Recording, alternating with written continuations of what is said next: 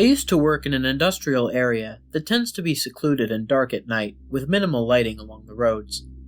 I also live close to this previous job, so I would walk home instead of taking the bus, as I can't drive. The bus routes tend to be awkward and have long wait times, so I usually walk. One night, in early October, I had been walking through a parking lot. I had to walk through a few parking lots to get to my place. However, the parking lots closer to the main road were where these incidents occurred. Anyways, as I was walking through the desolate parking lot, I was listening to music and enjoying my walk when I got this suspicious feeling that I should look behind me. I looked back, and I saw this individual wearing a hoodie and track pants, who appeared to be a woman. This person was pale, and seemed to be watching me after she emerged from the bushes and trees she was hiding behind. She picked up the pace from behind me, but continued walking horizontal to me. I ran across the main road, and when I looked back, I could see her standing next to a set of trees. She then realized that I saw her watching me, and jumped behind a tree to hide. I went into a random apartment complex to hide from her, and waited there for some time. I then left and went back to my place. I told my mom about this incident, and she said that I should have called the police. It doesn't stop there, unfortunately. The second encounter happened in early November. I was walking through another parking lot at night when I got a weird feeling that someone was watching me. I was walking through a different parking lot this time, as the previous lot had freaked me out because of what happened. As I was walking, the person wearing the hoodie emerged from behind a parked trailer talking on her phone. I was thoroughly freaked out at this point, and decided to pick up my pace and get to the main road as fast as possible without alerting this person that I was threatened.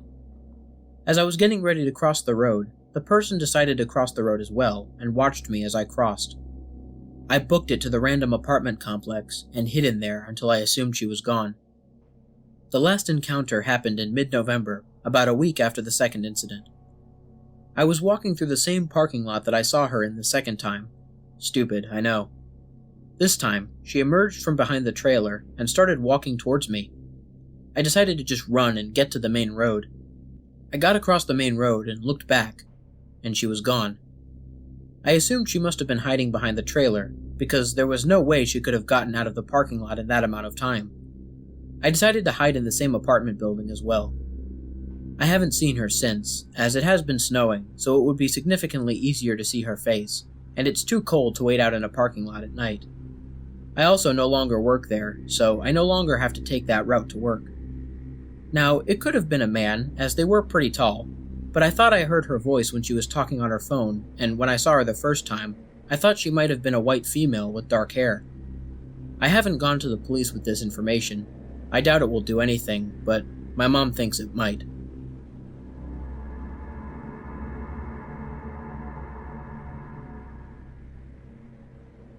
First off, I just wanted to say, this has been ongoing for years, and we were literally 13 to 14 when stuff started going down. I'm 18 now and have a lot more common sense, or I would like to think so. So please try and look at this from a 13-year-old's perspective, and try not to judge our actions based on this. Also, this gives more context to adults in our lives not believing us. I have ridden horses all my life, but I've never kept them close to home. When the opportunity came to keep them 5 minutes down the road from my house, and with my best friend's ponies, I was over the moon. Little did I know what was to take place over the following years. I will start this with a backstory. The horse I owned at the time came from a rescue that I volunteered at for 5 years. I was sitting down one day, drinking a cup of tea with the owner of the rescue center, as we usually did after a hard day of mucking out fields and dragging barrels of hay to the 40 horses and donkeys that lived there.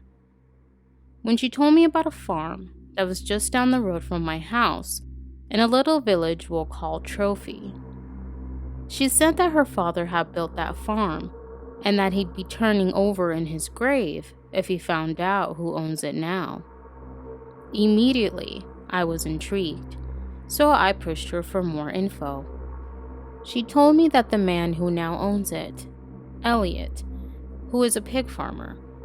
He murdered his brother-in-law, who was asking for him to pay back $150,000 in debt, ground him up in a meat grinder and fed him to the pigs.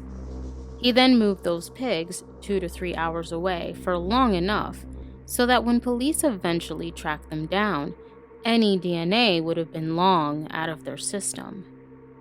He was actually charged for murder, but ended up being acquitted by the judge due to lack of evidence. What's ironic is that he moved those pigs without a moving permit, which is illegal, and sus as hell, as moving permits are not hard to get a hold of. So in the end, he got punished for the illegal transport of livestock, and not for murder. She told me that although he was eventually found not guilty, everyone in the village knew he did it.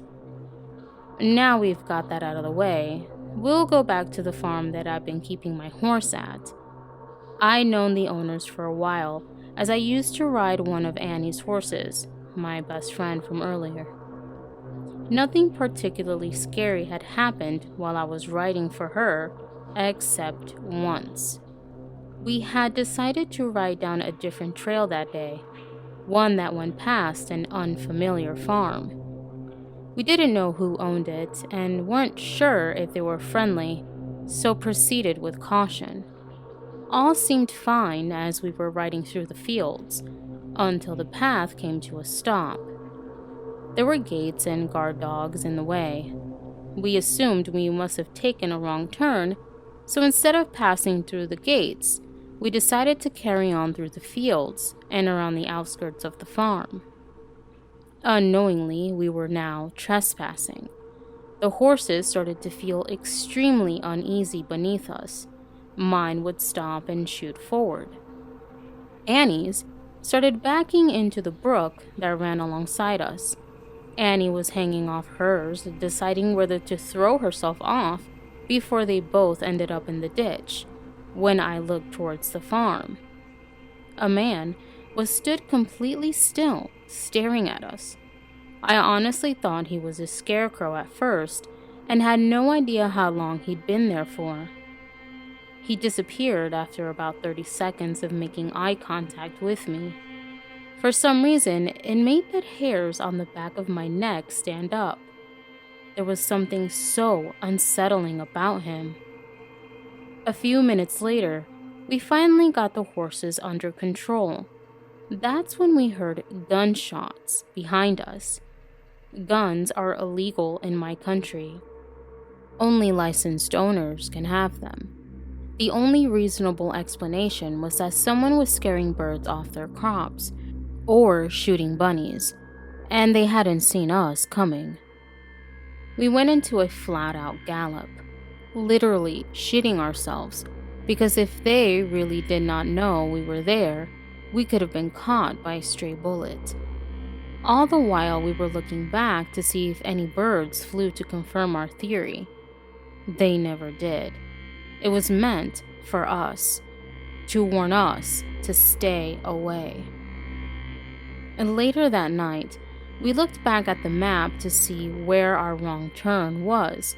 The gates were where the trail carries on, but who in their right mind would go past a bunch of snarling guard dogs? At any point, that man could have redirected us. Shooting towards us was pretty psychopathic. We didn't tell anyone that day, as we thought we'd get in trouble for trespassing. That is only where the problems begin.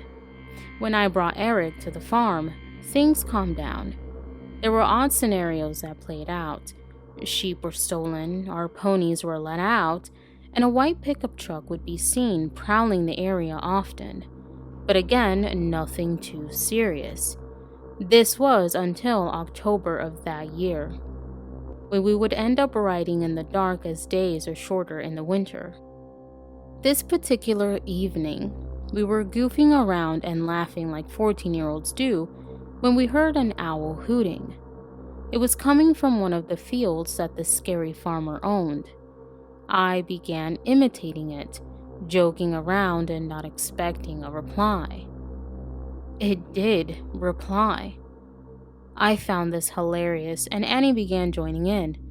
This carried on for about 5 minutes, which in hindsight is definitely a red flag. Any owl would have stopped replying within the first 2 or 3 calls, realizing it wasn't speaking to one of its own. This one always replied and sounded louder every few calls. The longer this went on, the less owl-like this thing sounded. There was a moment where the noise almost sounded strangled, and that was when Annie turned to me and said that this is not an owl. We realized that we had just led whoever was in that field right to us. They can now pinpoint exactly where we were. We turned our flashlights off and ducked, trying to be quiet, which is hard when you have a 1,200-pound animal squishing through the mud underneath you.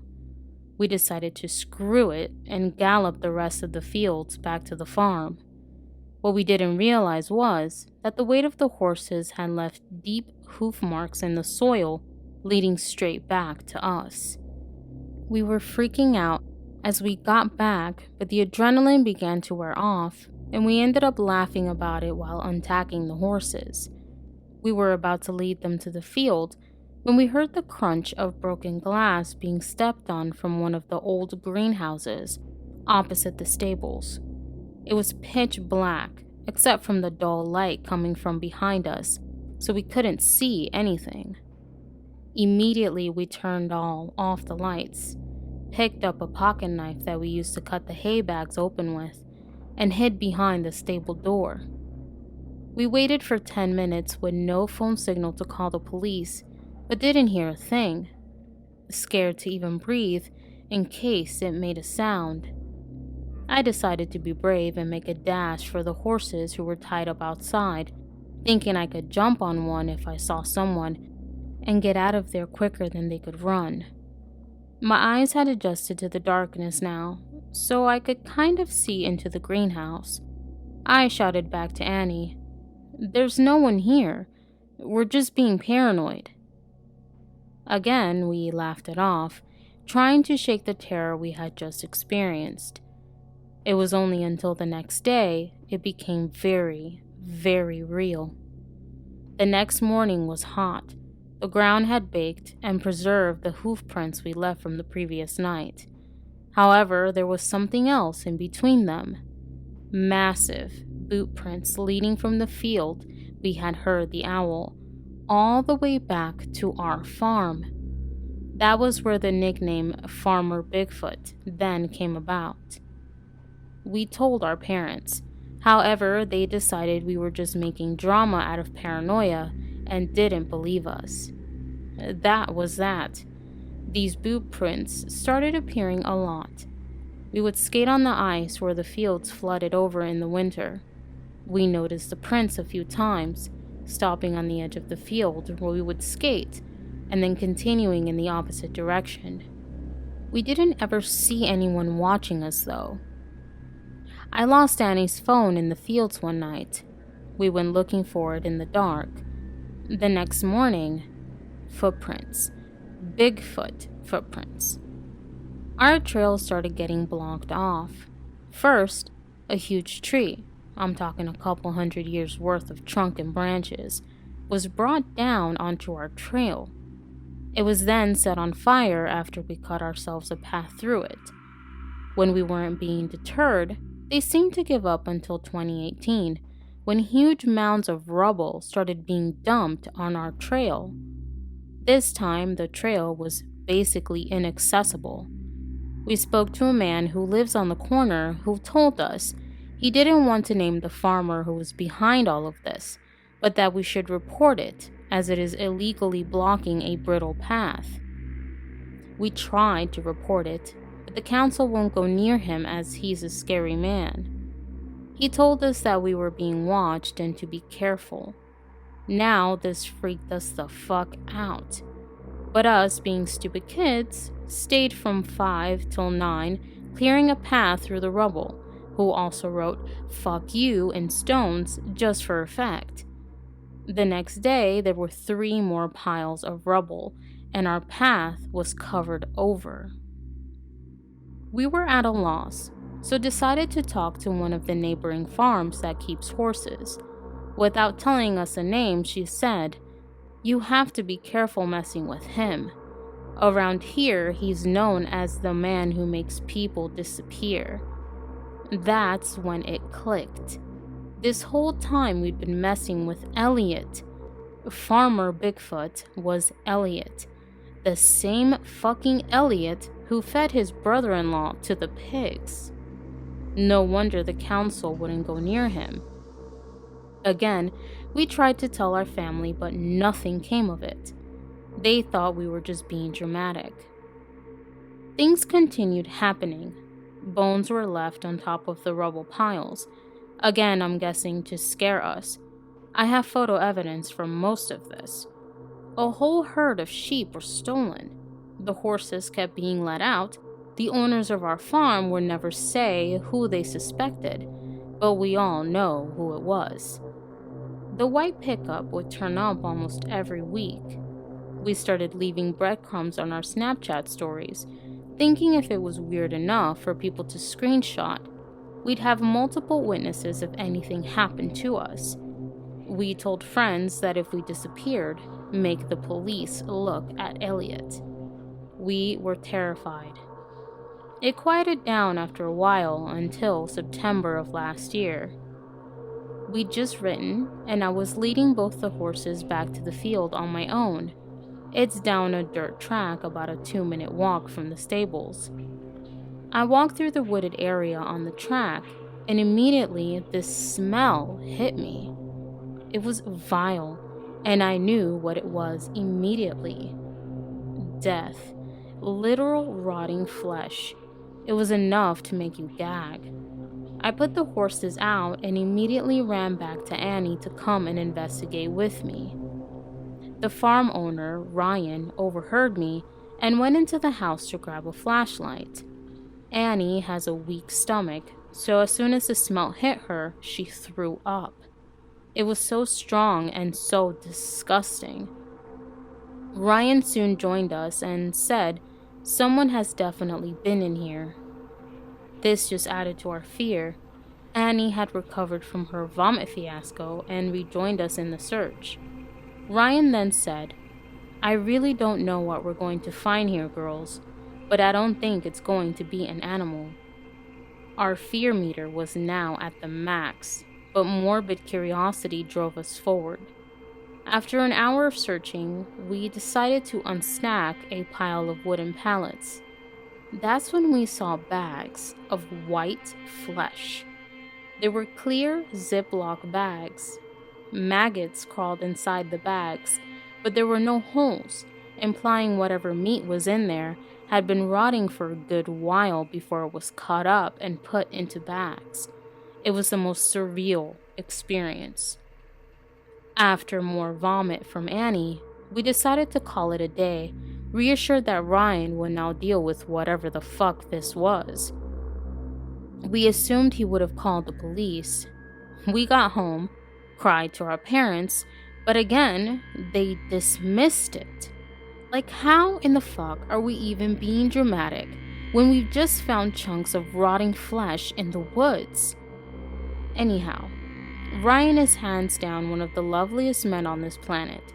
We always felt safe around him, but what we found out days later was extremely questionable. He did not call the police. He buried the meat. He didn't throw it out. He buried it. What the fuck? We assume now it's because he's old and vulnerable, and he didn't want to get involved in anything that might put him or his family at risk. I still have no idea why me and Annie didn't phone the police. I'm guessing because we didn't want to cause trouble for Ryan, and no one else believed us, so why would the police? This is where my story concludes. I know. How unsatisfying. I am no longer at that farm, but still have horses. My parents now believe everything I told them, I think because I've kept this up for the past 5 years. In hindsight, they wonder why the hell they didn't move the horses out of there. Me and Annie are still best friends and reminisce from time to time about how we were stalked by a murdering farmer for nearly 3 years. We will never know what that meat was, or if Elliot had anything to do with it, nor will we know why he followed us all of those years, trying to stop us riding down our brittle path. I'm not sure I want to know either. So to the murderer who stalked me and my best friend, let's not meet.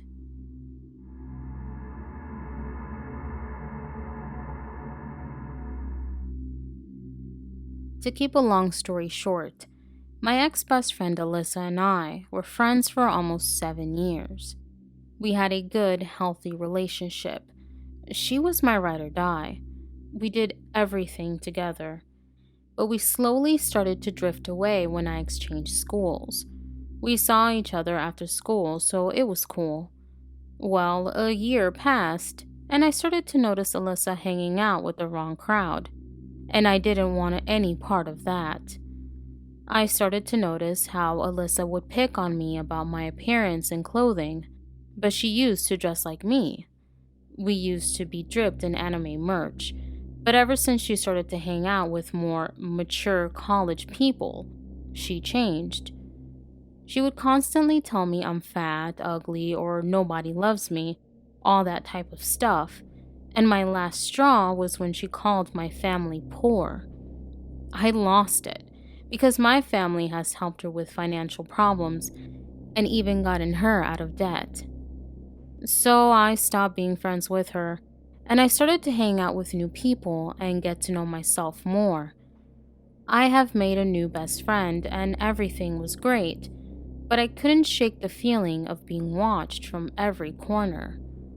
I always felt like someone was there, but I ignored it. Months passed, and I still can't shake the feeling of being watched, and that's when stuff started to happen. My car would end up keyed. My tires were popped most of the time, and weird letters I had to decipher started to show up in my front porch. But I'm dumb and decided to ignore the problems. A year later, I decided to hang out with some old friends from the group, and that's when I found out everything. Alyssa was the one doing those things to me, and every letter she sent was a death threat. My friend Tori, the one who witnessed everything, told me how Alyssa would stalk me and get mad that I replaced her with a guy. That's not what creeped me out. Turns out Alyssa copied everything. I got a 2018 Nissan Sentra, and she got the same car. Inside my dashboard on my car, I have My Hero Academia figures and South Park figures, and she went as far as to get the same type of figures online and put them on her dash. She would wake up at 6 a.m., drive to my house, and wait for me to wake up and get out of the house so she could follow me. She tried adding my friends on social media and tried to convince them to leave me for her because she is a better friend than me. She even got the same clothes as I did. According to Tori, when she would visit Alyssa at her house, Alyssa would have the same anime posters. I didn't believe her at first until she showed me pictures. I wish she sent them to me. Everything was the same, as if Tori was seeing double of everything. Lucky for me, Alyssa was forced to move up north with her father. Her grandma kicked her out of the house, and everything went back to normal. For now, I'm just scared when she comes over for holidays and starts to stalk me again.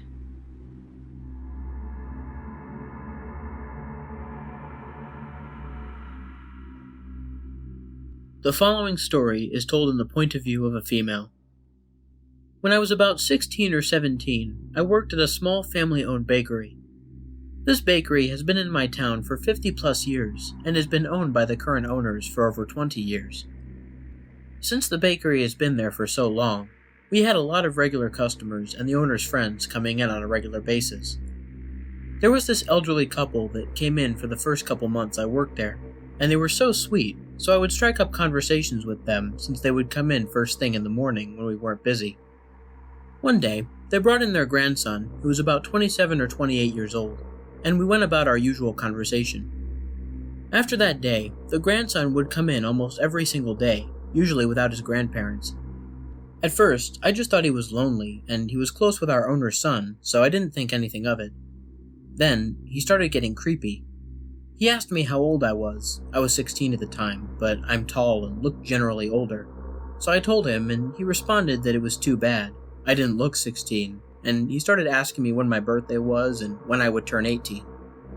He asked what high school I went to, and I couldn't lie because he knew I lived in the area. He kept making comments about how nice my body was and how pretty I am, telling me that he has never seen anyone who looked like me and he was fascinated by my looks. When I wore skirts or tops that were tight, he would comment on how short my skirt was or how my top fit me perfectly and how it flattered me. I started to get creeped out after a couple of days of these questions and comments, so I told my coworker, who was a couple years older than me, and she said she would try and distract him so I didn't have to deal with him. The next day, I came into work, and my coworker served him, and I thought I was going to get away.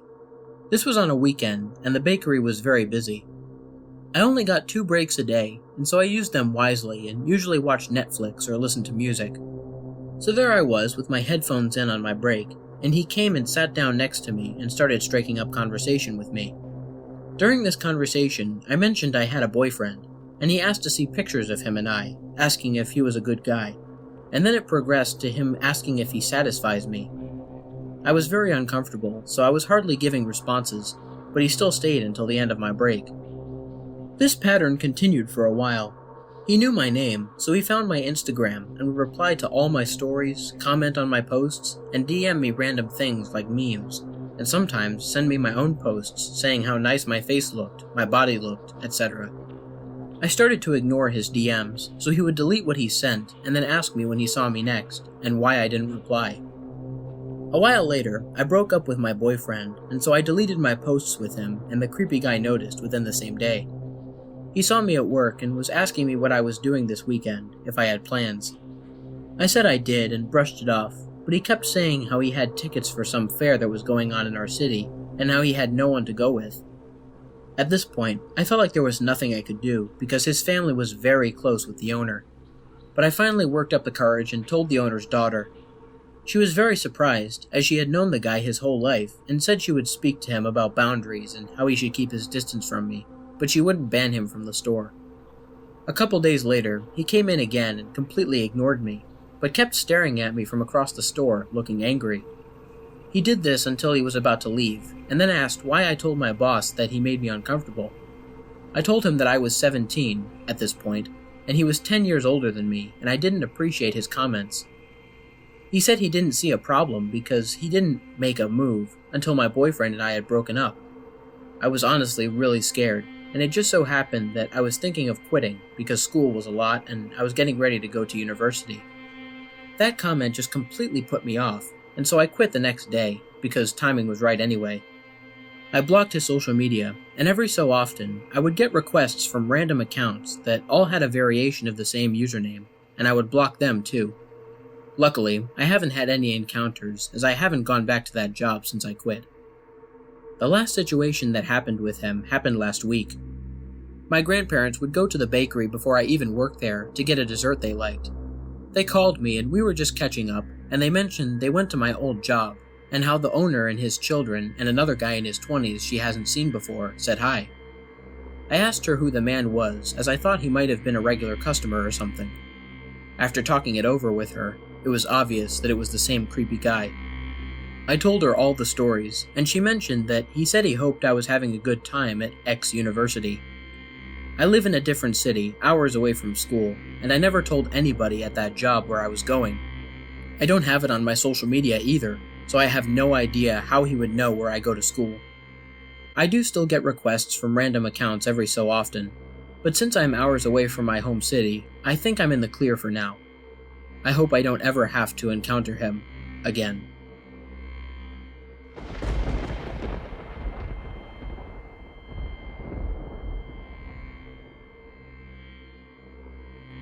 Hello, listeners. Thank you for stopping by and listening to this episode of Marie Lives the Horror Presents. I hope you all enjoyed hearing these unnerving, scary stalker stories. A very special thanks to my good friend, Lone Wolf, for joining along on this episode. A link to his channel is down in the description. Be sure to check out his content and subscribe to him while you're there. If you have any true scary stories that you would like for me to narrate in a future episode, please send a message to any of the social media links included in the description. Do not forget to subscribe and click on all notifications to keep up with any future content. Thanks again for listening. And as always, I am your host, Marie Lives the Horror.